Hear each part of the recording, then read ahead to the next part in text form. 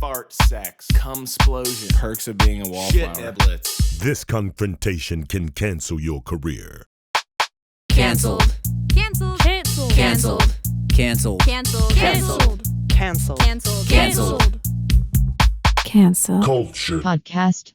Welcome back to the Cancel Culture Podcast, the writer's room where a diverse group of Gen Z female comedy writers write a funny and unoffensive joke about a topic that most would consider a no-fly zone in comedy, and prove that even an old, white, cis male dude, aka my father, can tell without getting canceled.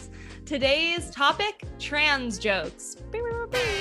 That's right, we're going to write a trans joke that a man, a cis man, can tell without sounding like a douchebag.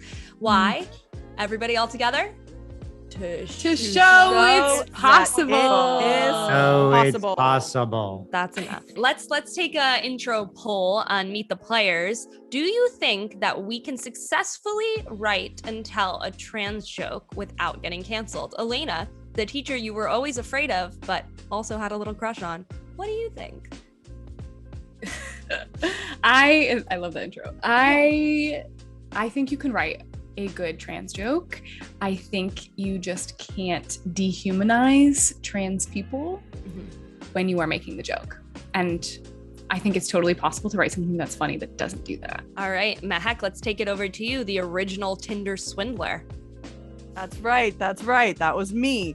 I think you sure can try to write a funny trans joke.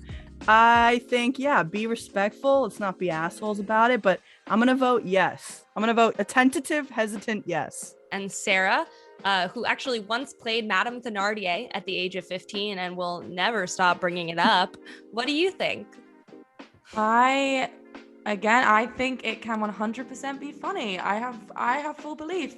As long as it's on the wholesome side of things and isn't taking the piss, then yeah. Great. And I'm Jamie, self-medicated, if you will. And I think that you can successfully tell a trans joke. I think, again, context is everything. And as long as the butt of the joke is not that trans people are wrong for being trans, then we're in the clear. Lastly, and as always, leastly, Evan, our resident old white dude, what do you think? Well, I have many thoughts. Yeah. You're done. Thank you for your thoughts. We don't need them. Well, I think that it's time to hear some examples. I think there's one that is at the top of our list that comes to all of our minds when we're thinking about bad trans jokes. It was a fairly recent example, so I think it's definitely worth mentioning, and that is Dave Chappelle's. I love that guy. Yeah, I love that dude. Dave Chappelle's comments about being trans in his most recent special. So, Mehek, you're gonna read Mr. Chappelle's joke. Go for Awesome. That I've been dying. You're so to do welcome. this. I thought of this just for you. Thank you, guys. Thank you. All right. I'm super excited. Okay. I read in the paper that Caitlyn Jenner was contemplating posing nude in an upcoming issue of Sports Illustrated, and I knew it was politically incorrect to say, so I figured I'd just say it for everybody. Yuck. Fuck, man. I just want to read some stats. Like, why are you cramming man pussy in the middle of the sports page like that?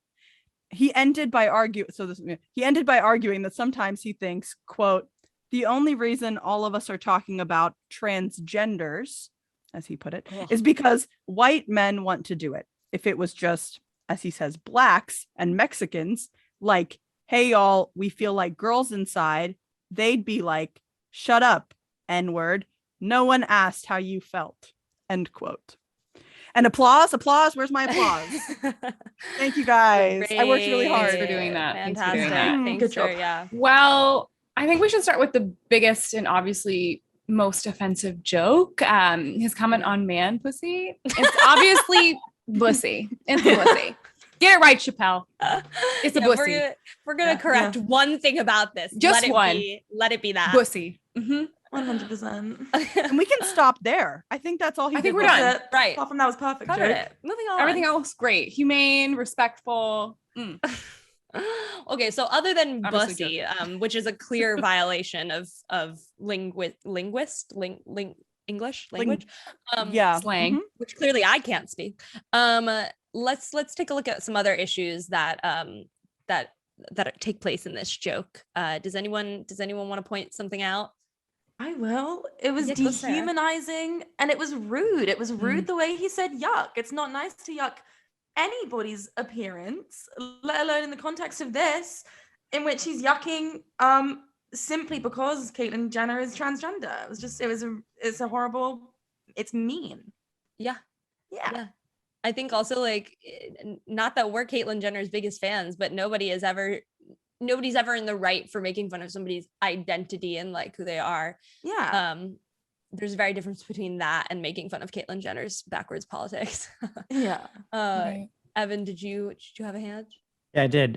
He went on to do a bunch of bits that weren't jokes. He goes on to say gender is fact, and that being trans is like doing blackface. These are not jokes. These are just thoughts he had that he decided to get up on stage, and he got paid $20 million to do. So like he went from telling really offensive jokes to just not telling jokes.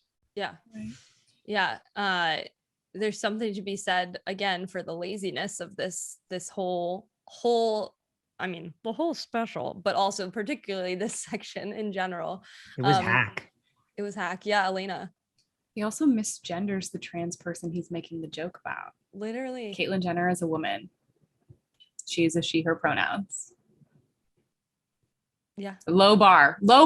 When you're starting a trans joke, maybe you should properly gender the person you're talking about. Yeah. Yeah. And yeah, Mehek. There's like two different worlds of what he's getting wrong here. I feel like there's the world where just like all ethics and morals aside, like it's just a poorly written joke. Like the formatting is lame. It doesn't hit when he needs it to hit. The thoughts are like super repeat. Like we've heard this before. Like It's not original. it's not funny ever, but we keep doing it. So just like even just that world on its own, not even to mention, obviously, like we're talking about the second world of problems with it, which is just like it's super messed up. Like it's just not it's just morally wrong to be misgendering, dehumanizing, using the N-word as a device. All of those aspects are like they live separately, but like they come together to make just the worst baby you've ever seen in your life. Perfect storm of horribleness. Right. Should have just been, absolutely aborted. Go ahead, Elayna. It makes me ask, who are you writing this for?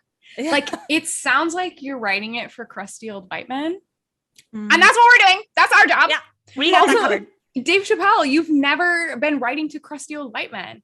Like, he is such a successful comedian because he does push back on societal issues. He brings things. Yeah, Sarah, I see you have. Well, I'll just say, I think that's the issue. It's not the issue. It's a good thing that he does that, but it's like I think he deems himself this rule breaker comedian, and he constantly has to be pushing this boundary, has to be pushing the bar, like making jokes on the untouchable topics, which again is what we're doing right now. Right. But he's just doing it with this like lackluster attitude. He's not being respectful at all. Yeah. Right. And Jamie, what did you say before? About the crap writing. You made a comment before. Just like about how lazy he is. I mean, it's like I also think like, there is something to be said for the fact that he I think inadvertently, unbeknownst to him, is making a point about the issues between like passing trans people and POC trans people, which is an issue, like that we don't, respect trans people who don't necessarily like look exactly like our idealized version of a gender, or like especially POC people who are trans, like get it really, really hard and unfair. So I think there is something there, but I don't think he's registering that at all. Like I think that was a happy accident. I mean, happy is a strong term, but like an accidental right in this joke, like he wasn't trying to be a proponent for POC trans people. No, not at all. That wasn't what he was doing. Not at all. And like so then the added like the N-word as a way to misgender also feels additionally horrible. Yeah, Evan, were you going to say something? Yeah, I mean, to Sarah's point, he's always been the person who takes on third rail topics and does jokes that are kind of breaking the rules. But in this case, he's transgender folks are the last acceptable people it's okay to be bigoted against, and specifically POC trans people, they get murdered in hate crimes at a higher rate than anybody else. And so he's up there on stage complaining how it's a white dude thing. And at the same time, his people of his own race are being killed at a record rate as he's saying the words. It's so off base and lazy. It's just and not funny, funny, half baked. You know what it feels like? It feels like he wrote this joke on the toilet. Like that's my job. Yeah, exactly. It feels like he wrote the punchline, like, and he was like squeezing out that last little turd, and it was like right there. And then he flushed the toilet and never looked at it again. Like it's like he really just gave up. He said, yeah, all right, cool. And then and it's like the next time he sat down on the toilet, he could have picked back up the pen. Like he could have used that time wisely again and just like figured that shit out, literally and figuratively. I was told I couldn't record this podcast off the toilet, so I don't know why Dave Chappelle gets to write I'm on the toilet right now. On the toilet. That's not fair. That's not fair. It's because we hold you to higher standards, and like women haven't reached the point where they can write on the toilet yet. That's and that's the next glass ceiling. Okay. Right. And also porcelain ceiling. In all seriousness, we discussed how the whole point of writing comedy is picking up the pen again when it doesn't work. If it doesn't work, don't force it. Yeah. Don't force it. But we all agree on this, that we don't love that joke, but a couple people come to mind that would disagree with us. Yeah. Those couple people would be the entire the board, I guess, at Netflix. And then 2, my main man, my number one man, Joe Rogan. Oh yeah, he came out in support of it as well. Yeah, Joe Rogan had a whole episode nearly dedicated to supporting Dave Chappelle's special. We're not going to bother with the clip because it's rambly and much like Dave Chappelle's shit just stinks. So we're gonna just brush past Joe Rogan's problematic rants about how he thinks that it's okay to tell offensive trans jokes, and touch on another person who actually does not necessarily jokes, although she thinks they are. J.K. Rowling has said quite a number of transphobic things. I think we have a shot of the Twitter feed. Yeah, here we go. People who menstruate. I'm sure there used to be a word for those people. Someone help me out. Womben, wimpund, wummud. It's interesting that she's trying to have humor because she thinks she's being funny. She thinks she's being funny. Isn't that? It's not like you're the writer, babe. Why are you soliciting advice on? I also love words. I love the idea that womben, wimpund, woomud. She's like these crazy words for women. I've never even thought of any crazy words in my life. Never made up an entire vocabulary of spells. Oh, this lady was full on writing expecto patronum in her books, and she is like womben, wimpund. Now that's too much. That is too much. It's so funny. And also like J.K. Rowling, this is one of many transphobic tweets of hers. She notoriously tweeted about the HB2 bill and not letting trans people in the bathrooms of their choosing, which like also shocked me because I was like, of all the people to be concerned about who's going in what bathroom, this woman wrote a ghost into the bathroom and had like, whatever gender's going into whatever bathrooms to listen to magical eggs and like go down that part. Holes. You're not also, wrong. Not just any ghost in the bathroom. A little girl named Moaning Myrtle is haunting the little boy's room and absolutely perving after all of them. Yeah. This little girl will not quit. She will not quit. It's an unsafe environment for little boys. Right. She's like, I like she it. watches Harry take a bath. Yeah, not a good look. It's super gross. And but meanwhile, J.K. Rowling's okay with that one. That one's okay. Yeah, that one's good. As long as it's children, it's fine. Apparently, I think I read that to you when you were in second grade. I mean, I'm sure you did. Now I'm very. Look at how, and look at what happened. Look at her. Look right. No. Look at the Right. deviant Look you've at her now. Thank you, J.K. Rowling. Well, Yeah, maybe she should spend less time like tweeting transphobic shit and actually get this polyjuice potion. You want to talk about transformation surgeries? Yeah, she should work on that. She could revolutionize medicine for trans people if she wanted. If she just spent all this transphobic energy just putting it towards actually creating a polyjuice potion, like right. That'd She be could do that. You I know, wanna see you it know to Harry work. Potter's not real. You know that, right? Wow. What are you talking about? that Why to would you me? say that? Wow. Why would you Why would you Hermione? say that?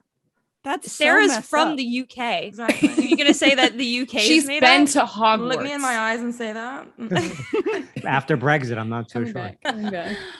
All right. So we saw the examples of J.K. Rowling trying to be funny. I don't even know if that really qualifies as a joke. Cringe. But yeah, super cringe. But I know that actually, Sarah, I think you mentioned that you had a maybe positive example of someone who spun. Well, no, I have someone, but so it starts with a negative and then it turns to a positive. Okay. You have Ricky Gervais, Beautiful. who's made like that classic cringy joke of saying like, oh, like, well, what if I identify as a chimp, which is just like the most lame, irrelevant, boring thing in the whole world. And there's basically this transgender comedian called Natalie Wynn who just like made a funny comment about that really bad joke. And it's just like he's repeating a 2014 meme of kind of like there's a famous meme of like, oh, I identify as an attack helicopter. And he did that in like a $20 million special on Netflix.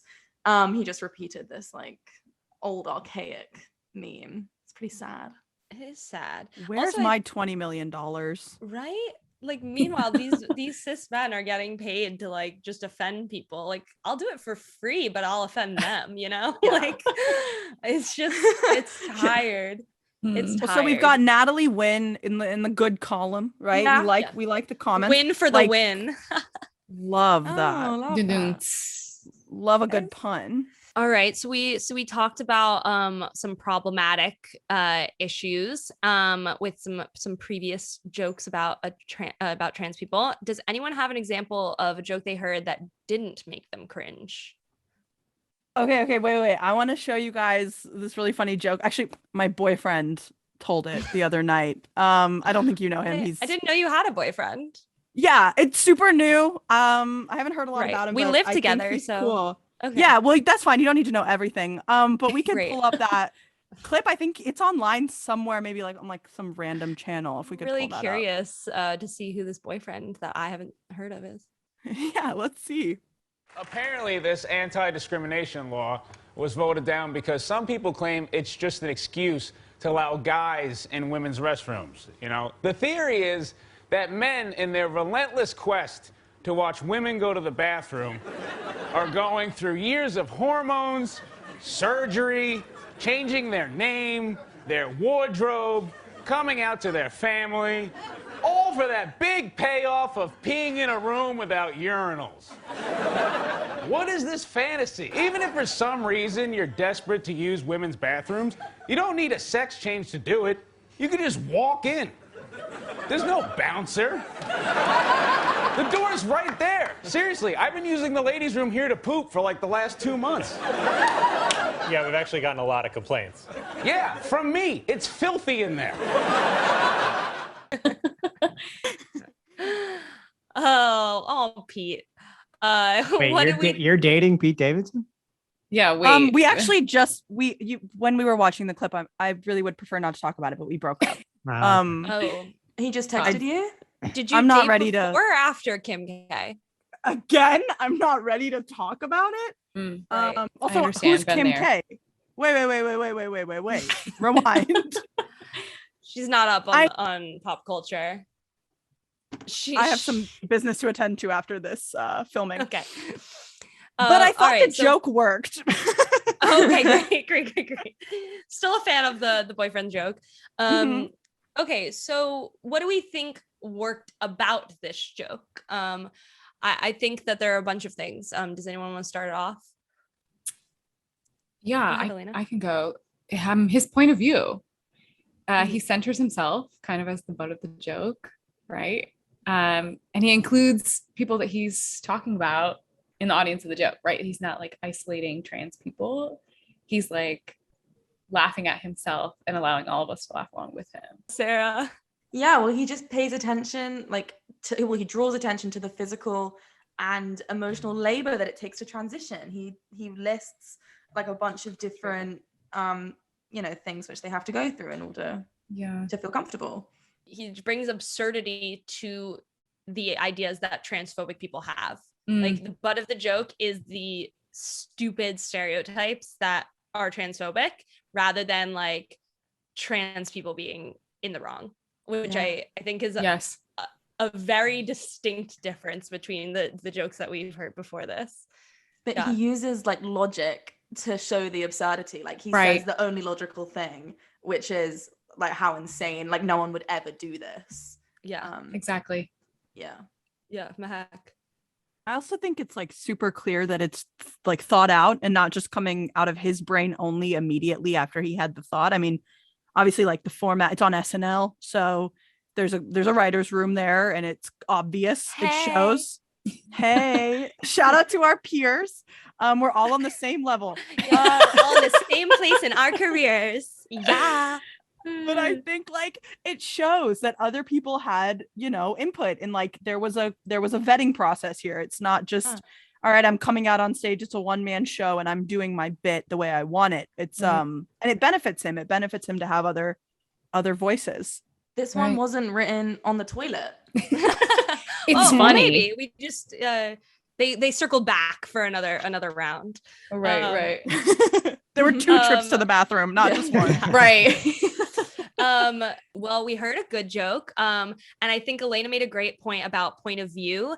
And I actually have an example from a different point of view from a comic named Jaye McBride, who is also a trans woman, and tells some really funny jokes about her experience being trans, or what I think are really funny jokes. So let's take a look. I'd love to know your thoughts, everyone. I'm trying to, you guys know I'm trans, right? Y'all figured that out by now? Bunch of Brooklyn detectives. Y'all are like, yeah, we're 6 feet away, not 6 counties. Okay, we're on Zoom, not on Mars. It's weird because I wasn't trans before the vaccine. I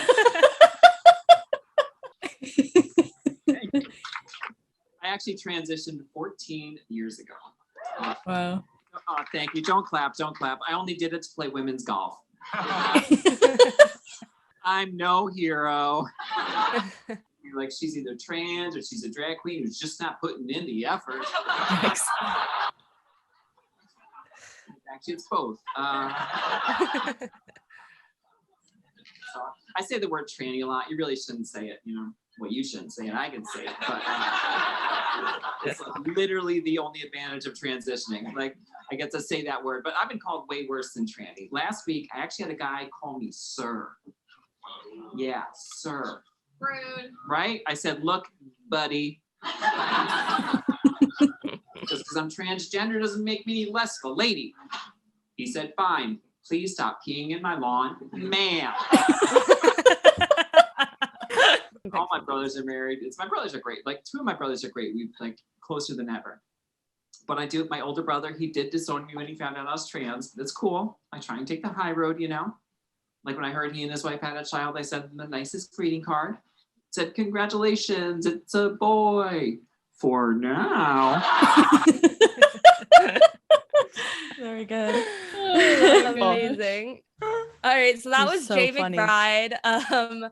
She's awesome. I have seen her a number of times, and these are just a couple of the jokes she has told about being a trans woman, and I think it's really great because she makes fun of, again, kind of similarly to Pete Davidson, but makes fun of the stereotypes about trans people, not making fun of trans people, and like brings humor to the absurdity of the transphobic notions that people have. Right. That's what I think works about it. I don't know if anybody else wants to speak to it. So funny. So funny. Yeah. Her timing is exceptional. Yeah.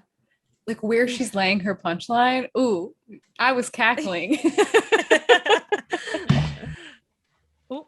Just to also throw it out there, like it's not any trans person's job to make being trans palatable to us. But I think that like her telling her own experiences in the way that she does just just inherently does that because of the context. Again, context is everything, and like we're laughing with her, not at her, you know. Right. Like I think that's a huge part of it. Yeah, totally. Great. Did you just punch the Sarah? mic? I'm like, Edit that I'm out. angry at anything. I think she's really funny too. I agree. Violent agreement. Okay, great. Well, we are going to take a quick break and hear some commercials, some ads. So I think we have a movie trailer. I think somebody sent this to us. So we're gonna hear a movie trailer, and then we'll be right back. In a world where you're just trying to take a 7-Eleven big gulp piss, danger is always one knock away. Is this stall taken? In the rough terrain of the ladies' restroom, an unlikely hero is required. That depends. The fuck? From the book banning committee, the makers of lean cuisine, and J.K. Rowling, comes Bathroom Bouncer. Watch as a TERF who looks and sounds just like Hermione, only a little more Karen, locks herself in a Barnes & Noble bathroom stall to ensure only cisgender women can go pee-pee. Shove a childhood photo through the crack in the door. What the Joe Rogan Experience calls a triumph, and the New York Times raves. Wait, this bitch just sits on the toilet all day waiting for what? Bathroom Bouncer. Here's a wristband. Have fun, stay cis. Once you leave, you can't come back. Bathroom Bouncer. Coming this Christmas to a theater near you.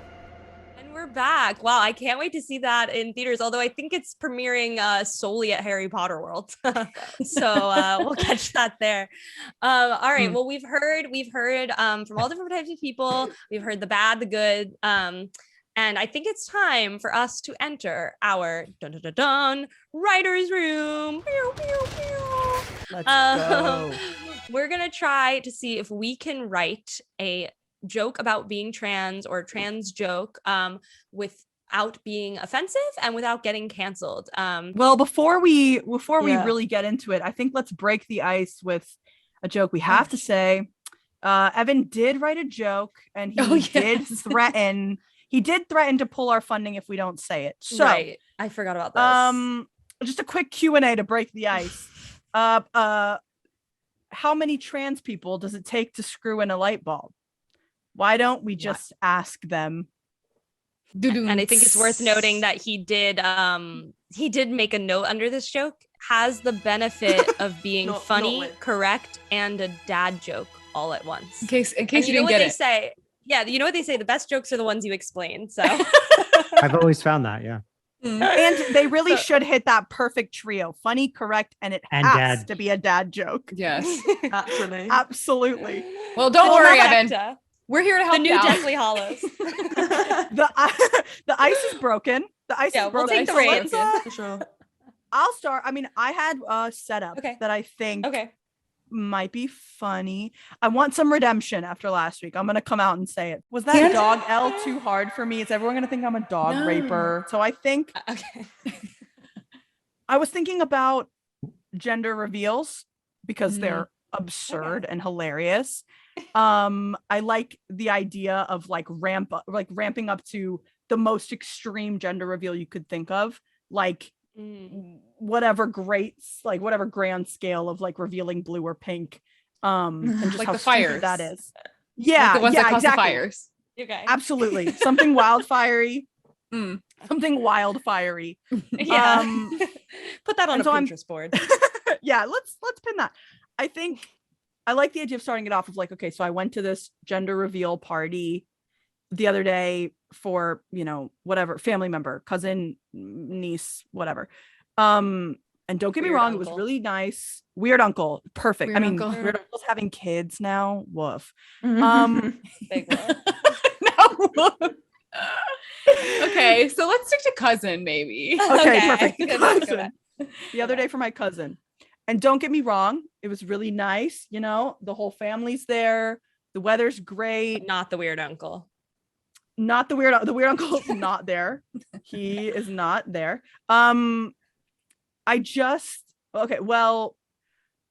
when they got to the big event, it was just a cake. You know, they cut it and it was blue. Basic and gender everyone reveal. cheers. Yeah, yay, it's a boy. You know, we hate girls, whatever. But I guess, and then I think the POV of this person telling this joke is like, they want the chaos. So they're like, I guess I was just expecting more. I mean, I don't know. Like, wasn't what do there they a want? wild? Yeah, it's like hello, wasn't there a wildfire a couple of years ago? Like And didn't they- explosion. Yeah.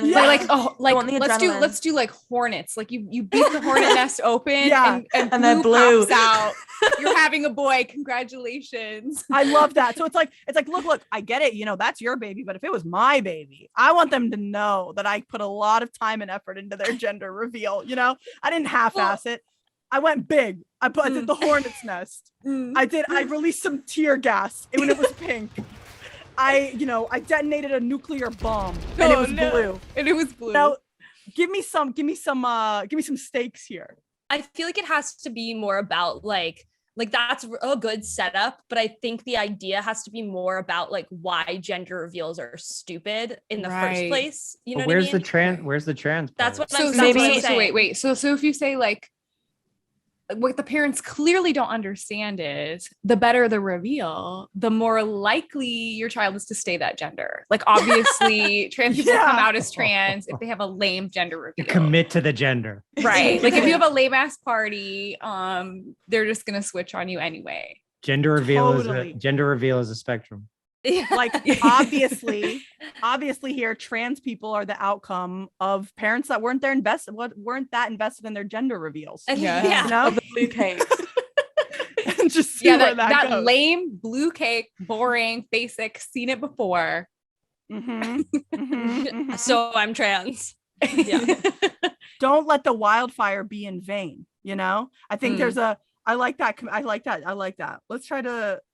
I think like the joke about like as a rule of thumb that like parents don't realize that they're meaningless, catastrophic gender reveals won't matter in the end anyway, because your kid should get to pick their gender is the punchline of that joke. Like, and also it's just weird that you're celebrating so much what this gender is anyway, right? Like why do you need fireworks and a huge explosion in a nuclear bomb to like, tell what your kid's genitals are? Your kid being healthy.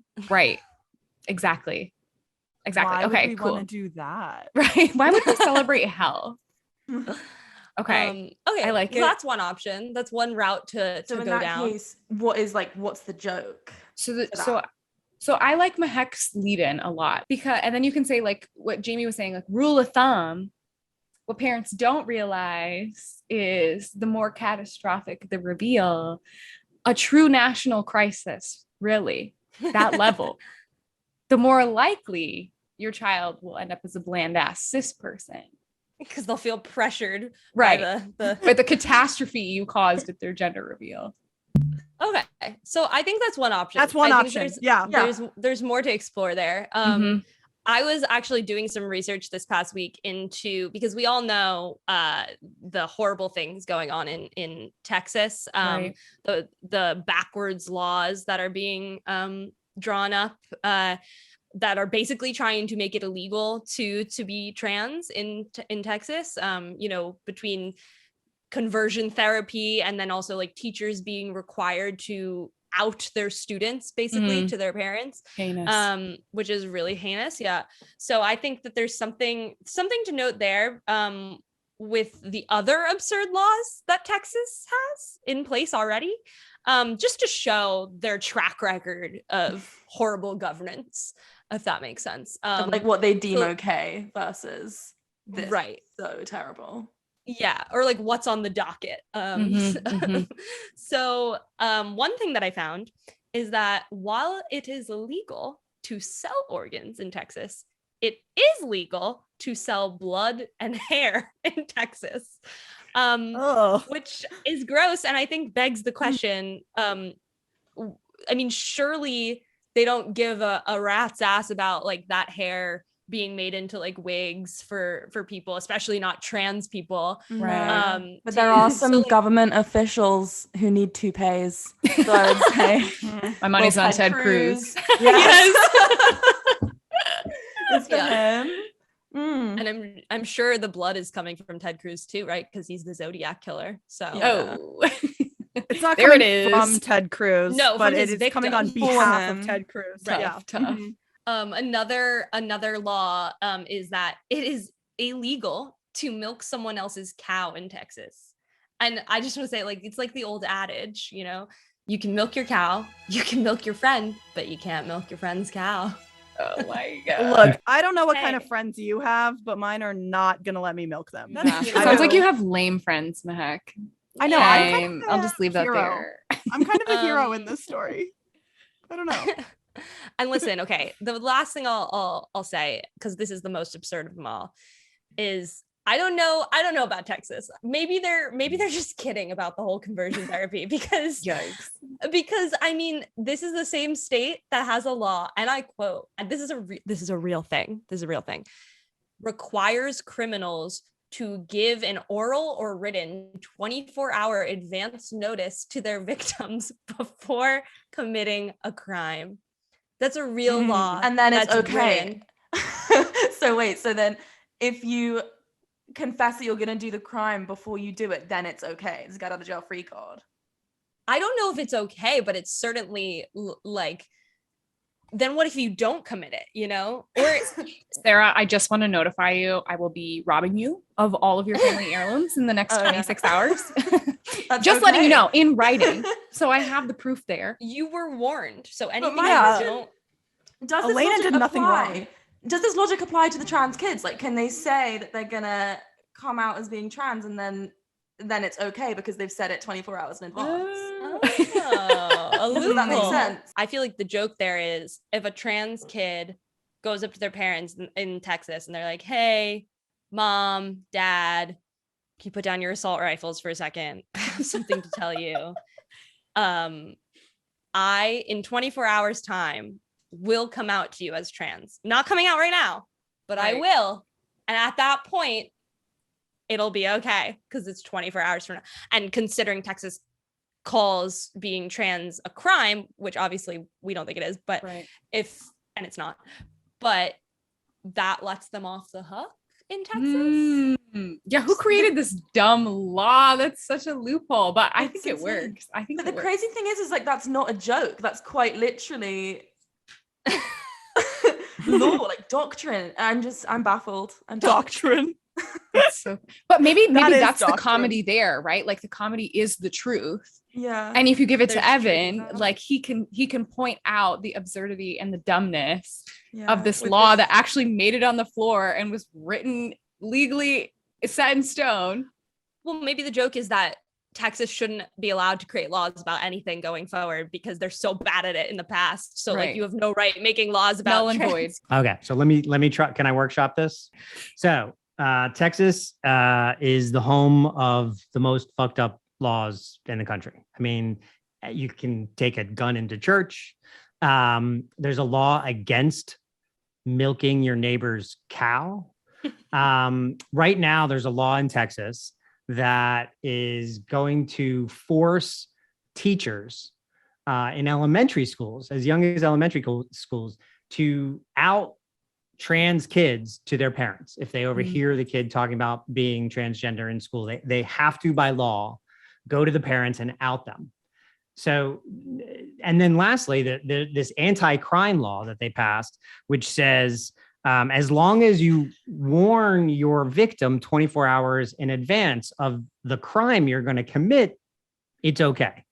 That's actually a law in Texas. So what I'm saying to all the trans kid in Texas, as long as you go to your parents and say, tomorrow, I'm going to be a girl, you're okay. Right. Or tomorrow I'm coming out. Right. I think we have to pick a gender. Today I'm a boy. Tomorrow I'm going to be a girl. I gave you fair warning. Right. Yeah. I like that. I like it too. I think it works. Me too. We did a joke. Good delivery. We did a joke. I think the important thing there is like very clearly on the side of trans people and trans kids.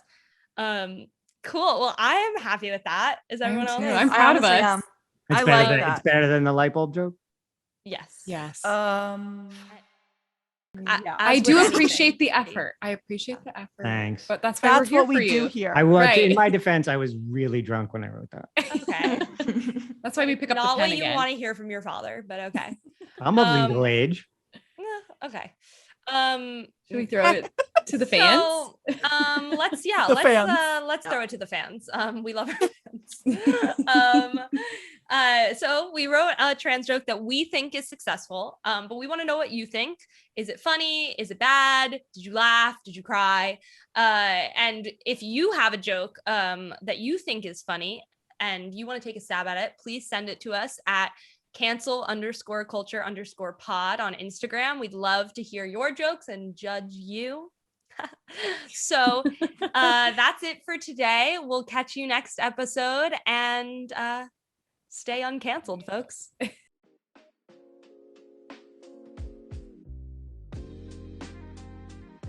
Cancel Culture Podcast.